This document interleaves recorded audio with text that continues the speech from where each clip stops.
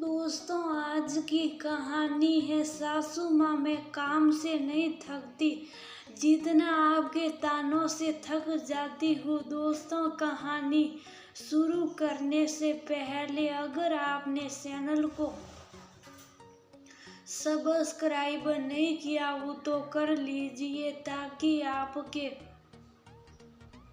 पास पहुँच सके हर नया वीडियो। बहू, तुम्हारे घर में रिवाज रात रात भर बाहर घूमने का, हमारे यहाँ नहीं है। हमारे यहाँ 8 बजे के बाद कोई बाहर नहीं जाता। गायत्री ने अपनी नवविवाहिता बहू पाकी से कहा, अभी शादी किए 2 दिन नहीं हुए और देर रात घूमना फिरना शुरू। सुन, ये सिसोरी हरकतें यहाँ नहीं चलेगी। गायत्री बोली, पर मम्मा ऑफिस के काम में उलझ गई। कल विदेश से क्लाइंट आ रहे हैं ना, तो उनके रहने के बंदोबस्त के लिए होटल का इंतजाम कर रहे थे हम। सारी जिम्मेदारी सर ने मुझे दी, इसलिए आने में देर हो गई। सॉरी माँ, आगे से ऐसा नहीं होगा। पाकी ने अपनी सास से कहा। अगले दिन सुबह जल्दी उठकर सारा काम खत्म करके पाकी माँ के कमरे में गई और बोली, माँ मैंने सारा काम खत्म कर दिया, अब ऑफिस निकल रही हूँ, हो सकता आने में देरी हो जाए।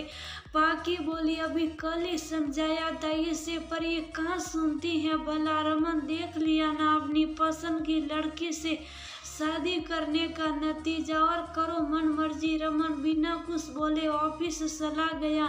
शाम को जैसे ही पाकी घर पहुंची, सास उस पर जोर से चिल्लाई और बोली, बोला था ना तुझे कि जल्दी घर आ जाया कर, पर लगता है तेरे समझ नहीं आती। ये मन मर्जी कभी तो खत्म कर। पर माँ, आज तो मैं कल से जल्दी आ गई हूँ, तो अब तू मुझे सिखाएगी।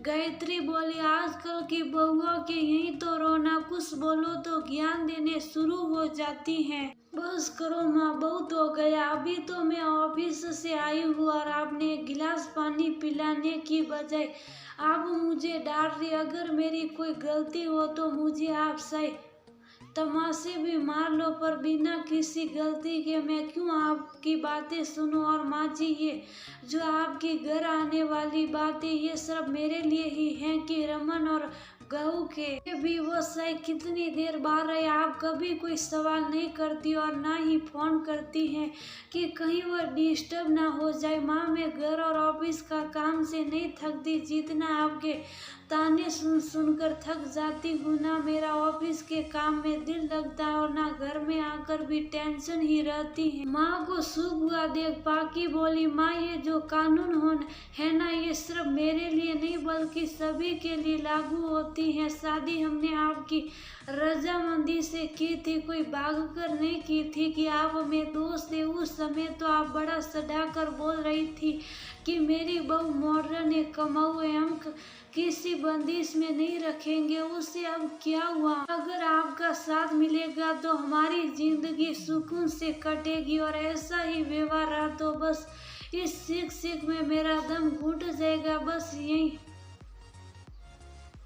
वजह होती है कि बहुएं संयुक्त परिवार में न रहकर अकेला रहना पसंद करती हैं, और वह माँ बाप से बेटे को अलग रहने वाली बुरी बहू बन जाती है। माँ बाप निर्भर आप पर करता, आप हमारे रिश्ते को किस नज़र से देखना चाहेंगे, सास बहू की नज़र से या माँ बेटी की नज़र से। इतना कहकर पाकी अपने कमरे में चली गई। अगले दिन बिना किसी रोक टोक के गायत्री ने पाकी को मुस्कुराते हुए ऑफिस भेजा। पाकी को ताना देने की वजह खत्म हो गई थी और पाकी भी पूरी शिद्दत के साथ अपनी जिम्मेदारी निभाने